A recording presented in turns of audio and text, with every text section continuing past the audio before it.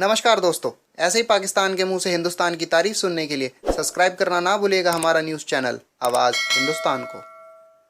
अगर आपका वजीर आजम ये कहे कि क्या हमें बॉम्बे में ये लोग भेजने चाहिए थे और ये स्टेटमेंट उनके इंटरनेशनल कोर्ट ऑफ जस्टिस में चलाई गई। हेलो दोस्तों, मुंबई का वो आतंकवादी हमला जो पाकिस्तान की तरफ से करवाया गया था वो तो आप सभी को याद होगा, और जो आए दिन कश्मीर घाटी में छुटपुट आतंकी हमले होते रहते हैं।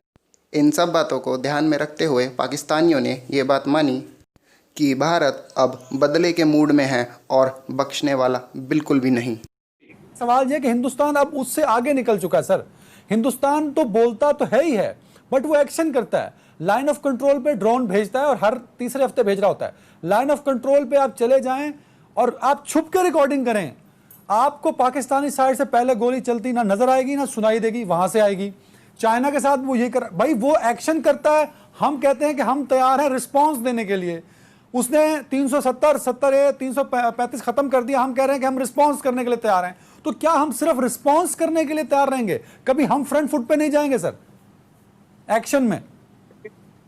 ये चीजें जो हैं इनका फायदा कोई नहीं। हमें एक जो तनाजा है उसको हल करना है और ये वायलेशन से कभी हल नहीं होगा, ना इंडिया कर सकता ना हम। लेकिन इंडिया हमेशा कहता है कि पाकिस्तान की तरफ से इन्फिल्ट्रेशन होती है, जिसको रोकने के लिए हम ये फायरिंग करते हैं। सर वजह क्या है कि हमें बहुत इंसानी हमदर्दी याद आती है, हम 65 में उनके इलाके वापस कर देते हैं, 71 में हम उनसे बहुत सारा कंप्रोमाइज किया हमने, भले हमारे फौजी थे उसके बावजूद भी हम बहुत सारे कंप्रोमाइज करके आए। कारगिल में भी हम कंप्रोमाइज करते हैं। लेकिन फॉरेन ऑफिस क्या करे जब आपके लीडर आपके अपने आप को पहले खुद ही मुजरिम बना के तो पेश कर दें। मियां साहब थे श्रीलंका में, वहां से टेलीफोन किया मोदी को, कहा मैं जाके करूंगा इसकी तहकीकात। अभी तो मोदी ने इल्जाम ही नहीं लगाया था आपके, और फिर आके एफआईआर दर्ज करा दी आपने और फिर तहकीकात खुल गई। लेकिन उसके बावजूद अगर आपका वजीर आजम ये कहे कि क्या हमें बॉम्बे में ये लोग भेजने चाहिए थे और ये स्टेटमेंट उनके इंटरनेशनल कोर्ट ऑफ जस्टिस में चलाई गई, वहां रेफर की गई। आप इसको यूं सोचें कि अगर आपका डिफेंस मौजूद है और जेन्युइन डिफेंस है, आपका फॉरेन ऑफिस ये कर सकता है, लेकिन फॉरेन ऑफिस के हाथों पांव काट दिए जाएं और खुद मुल्क का वजीर आजम ये कार्रवाइयां शुरू कर दे और इस तरह के इल्जाम अपने ऊपर ले दे, तो आप किधर जाएंगे? नहीं सर, मेरा पिछला सवाल भी इसी से रिलेटेड है सर। क्या हम जानबूझ के करते हैं कि हमारे दिल में मोहब्बत जाग जाती है, या हम उनके कहने पे करते हैं? अगर उनकी देखिए सर, अगर मैं दुश्मन के फायदे का काम कर रहा हूं तो ये इसका मतलब ये हुआ कि मैं उसका एजेंट हूं ना सर। एजेंट की डेफिनेशन ये भी होती है। तो वी ऑल आर एजेंट्स, कि हम उनके लिए काम कर रहे हैं, उनकी भलाई के लिए, उनको फैसिलिटेट कर रहे हैं सर। जनरल साहब, आपके दिक्कत भी हो सकती है, आपकी गलत पॉलिसी भी हो सकती है। मुझे 3 विंडो दे दो, मैं देख लूं ना। जी जनरल साहब बोले। उनकी जी आपकी गलत पॉलिसी हो सकती है, आपकी गलत सोच हो सकती है, और उसका फायदा दुश्मन उठाएगा। बहुत सारे लोग ये कहते हैं कि मियां साहब ऑलरेडी जंदाल आया हुआ था यहाँ पे, जवाब उसको गालबन इन्होंने अंडरटेकिंग दी हुई थी। अगर ये दुरुस्त है तो आप सोचिए कि फिर हमारा हाल क्या है। मैं सच का प्रचार करूं मगर मैं झूठा और मैं दहशतगर्द, ये डिफरेंस क्यों है सर? देखिए डिफरेंस बड़ा वाज़ेह है अदनान। भारत की बात को सच इसलिए माना जाता है और पाकिस्तान की बात को झूठ या प्रोपेगेंडा इसलिए माना जाता है कि भारत की मैशत मजबूत है। भारत आबादी के लिहाज से दुनिया के हमसे बड़ा मुल्क है। भारत के अमेरिका के साथ और वेस्टर्न कंट्रीज के साथ हमसे ज्यादा बेहतर ताल्लुकात हो गए, इसलिए उसकी दुनिया में से है। फिर जो उसकी जो ट्रेड रिलेशनशिप है अमेरिका के साथ और वेस्टर्न कंट्रीज के साथ, इवन अब तो वो मिडिल ईस्ट के अंदर पेनिट्रेट कर चुका था। यानी पाकिस्तान इस्लामी जमहूरिया पाकिस्तान इस्लाम का चैंपियन, हम नहीं वो उस तरह पेनिट्रेट कर सके जिस तरह वो मिडिल ईस्ट के अंदर यूएई के साथ, सऊदी अरब और बाकी मुल्कों के साथ पेनिट्रेट कर चुका है। जितने उसके लोग इस वक्त मिडिल ईस्ट में काम कर रहे हैं लेबर के तौर पे, पाकिस्तान के यानी पाकिस्तानी इतने वहां पे मौजूद नहीं है।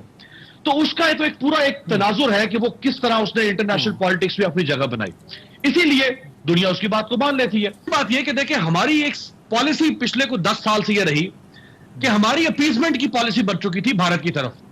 हमें उस अपीजमेंट की पॉलिसी को खत्म करना था और हमें बिल्कुल हेड ऑन हेड होकर बात करना थी, आंखों में आंखें डालकर, और दुनिया को बताना था कि क्या हो रहा है। एक साबिक डीजीआई साहब ने यह बात कही कि हमसे ज्यादा नवाज शरीफ साहब भारत की बातों पर एतबार, अगर मैं गलत कह रहा हूं तो आप पूछे जनरल अमजद शुएब साहब आपके प्रोग्राम में बैठे हुए कि मैं गलत कह रहा हूं कि ठीक कह रहा हूं कि एक साबिक DGI ने कहा कि नवाज शरीफ।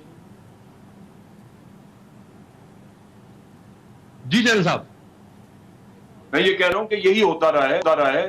यानी जब भारत ने कहा कि पठानकोट का काम हमने कराया किया, हमारे पर इल्जाम लगा, तो यहां DGI ने प्राइम मिनिस्टर को वाज़ेह बताया कि हमारे से कोई ताल्लुक नहीं, हमने कुछ नहीं किया। लेकिन मियां साहब इस पे यकीन करने को तैयार नहीं थे। उन्होंने कहा नहीं, जब तक मैं इंक्वायरी नहीं कर लूंगा मैं नहीं छोड़ूंगा। और इंक्वायरी भी उन्होंने कहा कि मैं ISI से नहीं करवाऊंगा, मैंने इंक्वायरी करवानी IB से। वो फिर ISI नहीं मानी, उन्होंने कहा जॉइंट इंक्वायरी। ये तो हालत है। ये अगर आपके हालात रहे, अगर आपके अपीसमेंट के, तो फिर आप कैसे? जी मीर साहब, देखें जी, जब हम बात करते हैं ना एस्पियोनाज की, अगर आपको याद होगा कि इन्हीं दिनों में इंडियन रॉ एजेंट्स या इनकी जो एजेंसी है, इन्होंने हमारा एक ex army officer through false pretences इनको नेपाल बुलाया। नेपाल बुला के रॉ ने उसको अरेस्ट कर लिया on espionage and other subversive activities. अब बात यह है कि हमारे भी जो एजेंट्स हैं वो पकड़े जाते हैं, उनके भी एजेंट्स पकड़े जाते हैं, पूरी दुनिया के अंदर होता है। और आपको सबसे बड़ा 50s के अंदर आपको याद होगा कि वो किम फिल्बी अफेयर जो डबल एजेंट निकला था ब्रिटेन का। आपकी अपनी पाकिस्तान एम्बेसी, ये शायद लोगों को नहीं पता कि आपकी अपनी एम्बेसी लाउंज स्क्वायर के अंदर जब वो रेनोवेशंस हो रही थी, वहाँ बगिंग डिवाइस निकले थे। अब वो किसने लगाए थे? देखें, बात यह एस्पियोनाज हर जगह होती है, लेकिन हमने भी उसको एक अपना इसकी एक अपनी एस्पियोनाज की एक अपनी डिप्लोमेसी होती है कि आपने देखना है कि उसने उसको पकड़ा हुआ है, हमने इसको पकड़ा हुआ है। और इस तरह के जो एजेंट्स हैं, आपको ये अपनी एक गेम खेलनी पड़ती है।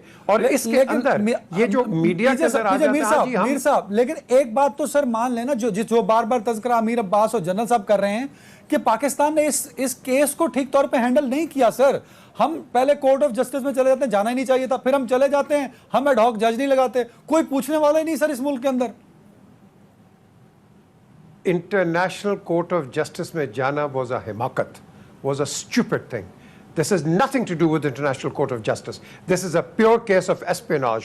और उस जगह के अंदर जहां had he been successful, we would have probably had all kinds of आप कह लो कि rebellion and revolt।